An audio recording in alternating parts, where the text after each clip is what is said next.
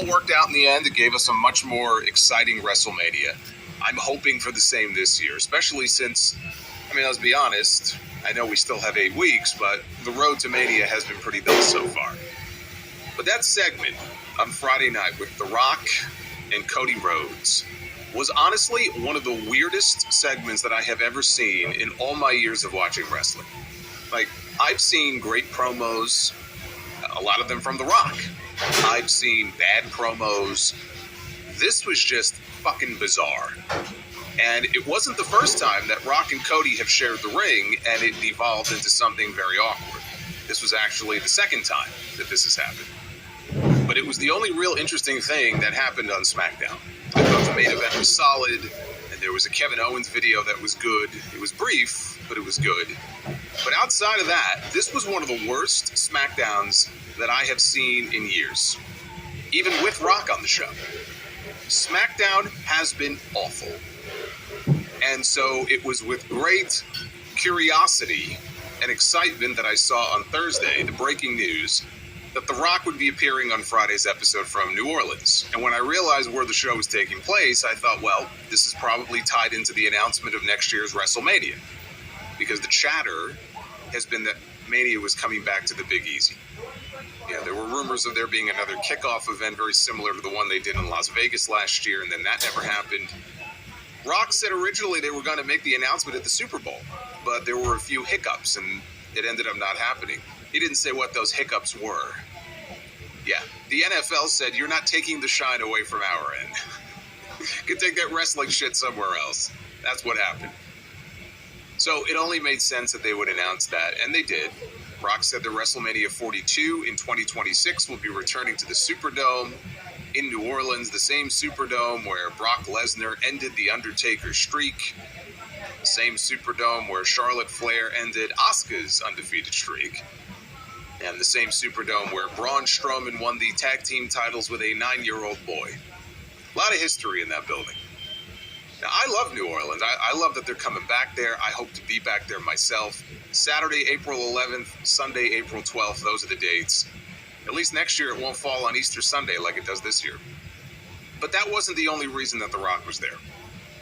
Now, I said that this was not the first time that Rock and Cody shared the ring for a very weird segment. Let's go back to the night after WrestleMania last year. Cody finished his story. The Rock joins him in the ring on Raw. He's got his Brahma Bull belt over his shoulder. And Rock asks Cody, can I hold your title? I would like to hold your title. The WWE title. And Cody is weirded out by this and says, basically, I'll let you hold mine if you let me hold yours. And people think there's something wrong with me, that I said the other night that there were sexual undertones to that segment on Friday. And so they swap belts. And the crowd that night breaks out into a chant of, this is awkward. Yes. Yes, it was awkward. But Rock told Cody, your story with Roman Reigns is over, but our story has just begun. And everybody cheered because they assumed that we would be getting a match between them, probably at this year's WrestleMania. And Cody that night, he told him, you're my boss, right? You're on the board of TKO, you're my literal boss. But just remember, I'm the champion, which means I'm your champion. Which is very interesting given what Rock said on Friday about wanting Cody to be his champion. They already established last year that Cody is Rock's champion. Rock said, you are my champion. And there's one more thing, and he pulled out a Rolex watch that Cody had gifted him before their WrestleMania match, and he handed it back to Cody. And he said, don't you ever break my heart again.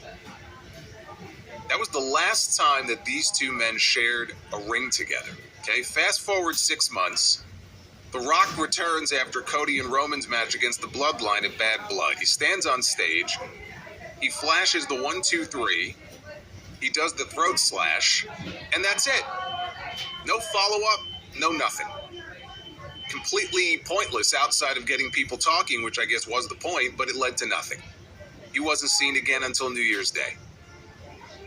Raw debuts on Netflix.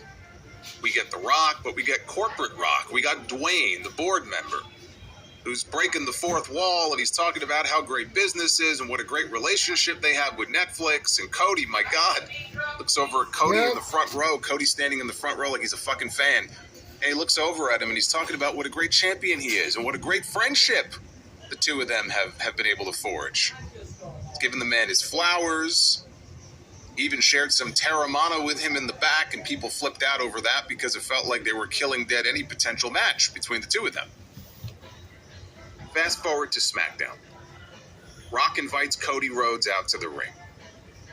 Rock gives him a hug, and he gives him a kiss. And again, he lavishes praise on this man. He talks about what a great champion he's been and how they've become great friends over the past year. Even our mothers have become friends, right? It's just one big love fest. But then he reminds Cody that he's a director on the board of TKO. TKO happens to own WWE. And that makes him the most powerful man in WWE, which of course is not true. But that's the story they're telling. And he says Cody is a great champion, but he wants him to be more than a great champion. He wants him to be his champion, which Rock already acknowledged last year on that post-Mania Raw that Cody was his champion. So I'm not sure what changed from then to now. Rock said he was talking about something bigger than just the WWE title. And then he started comparing Cody's Instagram followers to the number of followers that he has. You've got all these many millions of followers, but I've got 500 million, and that's what I want for you. And if Cody agrees to be his champion, he can make all of Cody's dreams come true. Even though Cody's dream already came true last year. He finished his story. He won the title that was taken away from Dusty. But Rock said he needs Cody to be his champion. He doesn't offer any good reason why he needs Cody to be his champion, when he already established last year that Cody is in fact his champion, and he acknowledges how great of a job he's done. Like, he checks all the boxes. Talks about WWE's business has been booming under Cody, $5 billion Netflix deal, right? They got fucking new gate records being set every month, sellout crowds. But for some reason, he desperately needs this man to be his champion. He said Cody could be the one thing that Rock never had, his brother. And that last year it was supposed to be Rock and Roman for the title, and Cody fucked it all up, and then he ended up slapping The Rock on that road to WrestleMania. And so for all those reasons, he needs Cody to be his champion. None of that really makes any sense, but that's how he tried to explain it, as far as why he needs him to be his champion. And he gave Cody until the Elimination Chamber in Toronto next weekend to give him his answer. Go home, talk it over with your wife, and you give me your answer. Like they're running for office together, and he wants Cody to be his vice president. He wants him to be his running mate.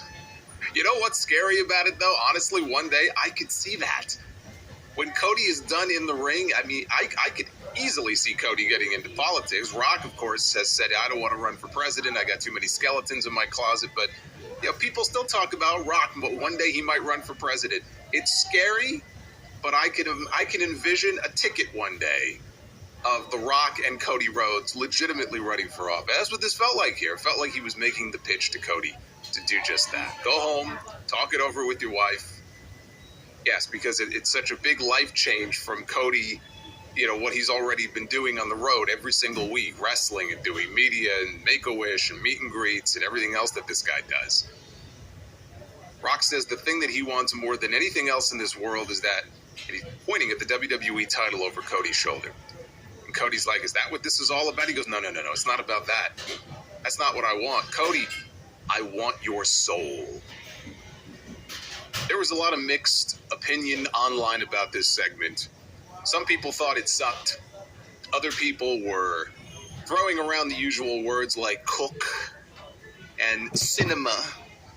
That segment was cinema because, of all the things that it could potentially lead to, which I'll get into, and it could end up going in a very interesting direction. But no, this segment did not cook. And anyone who thinks that this was cinema has never seen a fucking movie in their entire life. If you took this scene, in context or not, and you put this in a movie, it would be Battlefield Earth level bad, okay? The wrestling bubble is real, folks, okay? It is a very real thing. I'm in it too, because I have to be, but I still try to keep my head outside of it a little bit so I can still get some, oxygen to my brain. Rock was trying to manipulate this man here in this segment, right? He reminded him about the power that he has. He's the board, he's on the board, he's the director, all to try to get him to be, his champion, whatever the hell that means, to attain a level of fame and fortune that one would think Cody already has, right? Yes, he's not, what Rock is in Hollywood, but he is the top guy in the company. He's the WWE champion. I guess that's not enough because, it's The Rock. And to The Rock, nothing is bigger than The Rock, as we all know. The segment itself was not good. Okay, it was meandering. Rock was out there repeating himself over and over again, which is a thing that he does in all of his promos now. And the crowd in New Orleans did not react all that much to any of this. Once he got the Superdome announcement out of the way, they were very excited for that. When Cody came out, they were loud. They liked Cody. They obviously liked Rock and, him being back on the show. But after a while, they sounded bored and confused by a lot of this the longer it went. One thing that it did do is it added a big hook to the Elimination Chamber by letting you know that Rock is going to be on that show and Cody is going to be on that show. Adding Rock to the show is smart, right? It'll drum up even more interest in it. It should sell more tickets. Right now, they've got around 27,000 tickets out in the Rogers Center. Okay, that's the old Sky Dome. That building fits a hell of a lot more than 27,000. So this should help goose ticket sales a little bit. Where I think the story is going is Rock wanting Cody to be his corporate champion. I talked a little bit about this on Friday night in the review. Rock wants Cody to be his, quote-unquote corporate champion. It doesn't make a lot of sense. It really doesn't. They did this story years ago with Rock himself becoming the corporate champion. But that made sense because, Vince McMahon hated Stone Cold Steve Austin. Austin was the antithesis of what he wanted in his champion, right? Southern redneck, drinking beer, cussing, thumbing his nose at authority. He wanted that title off of him and onto somebody who would better reflect what he was looking for in his champion. The Authority, right? Didn't want Daniel Bryan as their champion. He was a B-plus player. He looked like a goat. He wasn't what they saw as championship material. So he won the title anyway, but a few months later, Seth Rollins joins the Authority. He was more in line with what they were looking for. They groomed him for that spot. Cody carries himself already like the quintessential corporate champion. He looks the part. He sounds the part. He's the first one to the buildings, the last one to leave. He does all the media, all the charity stuff. He is that guy. So I'm going to need a little more explanation coming out. Now, this was only the first segment, yes, but I'm going to need a little more explanation as to why he wants Cody, of all people, to be his champion after already acknowledging previously that, yes, you are my champion. If he still had heat with Cody, if he didn't want Cody to be the champion, you stole my match with Roman Reigns, you blew up the biggest WrestleMania match of all time, then you beat my cousin and you took the title away from my family, and he enlisted someone else to be his champion or his corporate stooge, that would make more sense to me. And that may be where things end up going when Cody ultimately gives his answer and says, no, I won't be your champion. It may be somebody else in that spot, and that's where I think this story could get very interesting. So I'm not saying this can't wind up being a really fun story, but this being, chapter 1, let's call it, or maybe chapter 2 if you consider last year chapter 1. Right now, I could only judge it by what we saw. And what we saw on Friday was not the home run that some people said it was. But it can be eventually. It can be that. They actually held a post-show press conference on Friday after Smackdown, the way they do for their PLEs. And it was Rock sipping his tequila and killing kayfabe as he answered questions about the storyline, saying that it doesn't even necessarily need to lead to a match between him and Cody. He said, in the world of pro wrestling, as we all know, everything will culminate in a match. Whatever happens, it'll end up being in the ring. What I really love about this rare airspace that we have gotten to with this character of the final boss, it's like this white whale unicorn in that with the final boss in Cody Rhodes, it's not about the WWE title. It's not about having a match. It never has to culminate in a match. That's a really special place to be, I think, creatively, and just think character-wise and how much fun you can have. To be able to have a storyline and two characters who are very popular, to never have to get into the ring for a match, but yet still hold this really unique compelling, off-putting, kind of weird. He wants his soul. What does that mean? I love it. And then he said that he and Cody had a few tequilas after their segment. That's nice. He got to plug his tequila and his movie during that segment, by the way, on Friday. You can't rule out Rock against Cody down the road. Yes, he said it doesn't have to culminate in a match. That doesn't mean Rock and Cody is not going to happen at some point. It could very well still happen, but it's not happening this year. I don't think it's happening this year. It's not happening because we have an Elimination Chamber match coming up this Saturday, which was kind of lost in all the noise of this. John Cena is trying to get to WrestleMania to win his 17th World Championship. CM Punk is trying to get his very first WrestleMania main event. Drew McIntyre is in it. Seth Rollins is in it. Damian Priest is in it. Logan Paul is there. One of those 6 men will be challenging Cody for the title at WrestleMania. So let's take this one by one, okay? Is Cody Rhodes going to take The Rock up on his offer? I don't see it. I know people are infatuated with this idea that Cody is going to turn heel, and we're going to get heel Cody. Cody is the man right now. It would be foolish to turn him heel.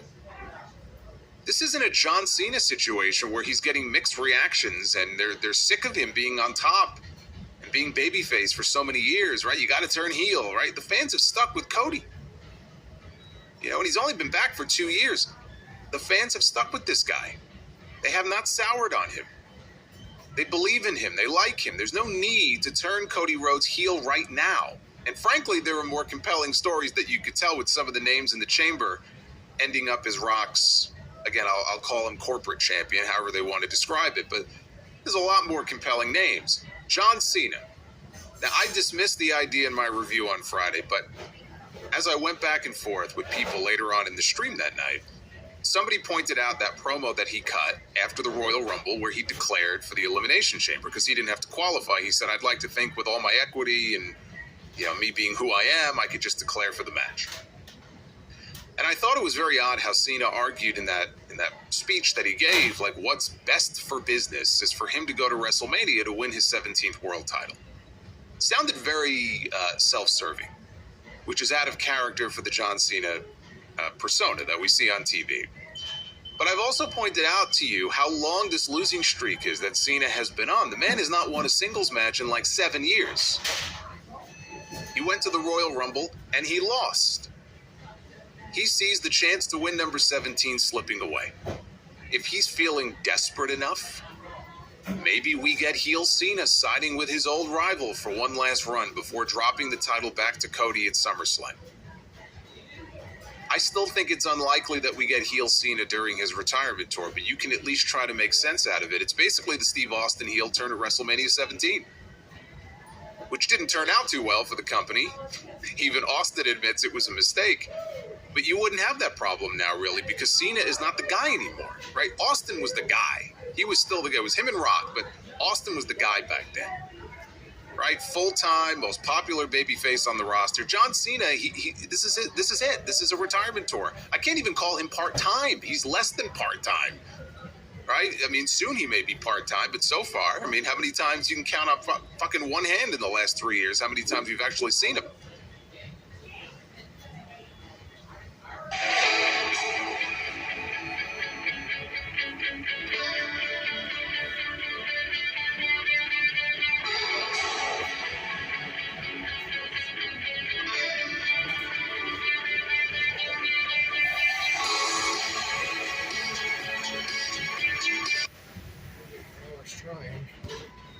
In one hand in the last 3 years, how many times you've actually seen him? So you can pretty much do anything you want with him. It's not like it's going to have a major impact on the roster or a major impact on business. If anything, business would probably boom for a short John Cena heel turn. He's no longer their lone top babyface like he used to be. Where Vince McMahon built everything around this guy. Many, many times at the expense of others who could have gotten over and potentially ended up in a spot like that. It was all about John Cena. They actually turned, by the way, they turned Steve Austin at the same time that Rock was leaving to go film a movie, which left them with The Undertaker and Kane as their top baby faces. I don't think there was a lot of forethought put into that. Like, there's a lot of reasons why that was a bad idea. But again, with Cena, that's not going to be an issue. They have other baby faces they can plug in there to fight him. Cody, Roman, Punk, Orton, AJ Styles. Right? They have lots of options there. Then there's CM Punk. And this is another one that I dismissed the other night. But you talk about blowing things up. This would blow a hole wide open into things. And it wouldn't really fit for Punk to cozy up to The Rock of all people, or for Punk to go corporate. But if he's desperate enough to get that WrestleMania main event, and if he's desperate enough to win that championship, and he sees that window closing, it can make people do crazy things. Or it would just prove that Seth Rollins was right in what he said about this guy all along. And Drew McIntyre was right in what he said. Punk said it when he first came back. He's here to make money, not friends. Okay. That last promo he did with Cody, that was great TV. That was right before the Rumble. I would love to see Punk against Cody at WrestleMania, more than I would Cena against Cody. This would add a wrinkle to things that nobody would see coming. Punk would just have to explain the why. Because remember, he's still got that favor from Paul Heyman that he hasn't cashed in yet. But the idea of Punk winning the title and going heel, it's not like he wouldn't have enough people to work with. It's funny. Years ago, I pitched the idea of having Cena go corporate in like early 2012, after the whole summer of Punk. Flip the entire dynamic and have babyface anti-authority CM Punk trying to take the title from heel corporate Cena. And here we are, talking about just the opposite possibly happening. But I'm intrigued. If they focus on the whole, I'm here to make money, not friends. I'm here to do business. To me, that's really the only way you can make this work. Without completely betraying everything about the CM Punk character that we've come to know over the years. And then you can build to a John Cena CM Punk match one last time. Maybe Punk is the one that Cena beats to win number 17. Maybe it's not Cody just getting his belt back. Or SummerSlam is where you do Punk against Roman Reigns with Paul Heyman caught in the middle. Right? You've got a couple of different options. The only thing is, if Punk doesn't cash in that favor with Heyman to headline WrestleMania and win the title, I don't know what else the favor could even be. Like, once he does that, what's left that he would even want? Well, I look at the makeup of this Elimination Chamber match, it is easier to envision some of the other names in the chamber ending up in the spot